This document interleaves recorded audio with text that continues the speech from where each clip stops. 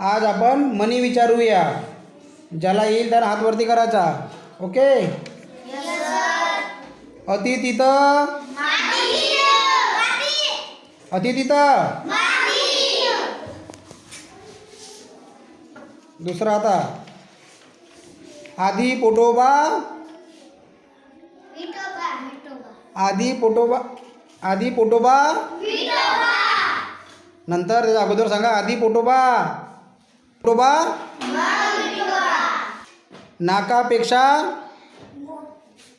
सांगा ना हा मोठी जड. हात वरती. काखेत कळसा हा गावाला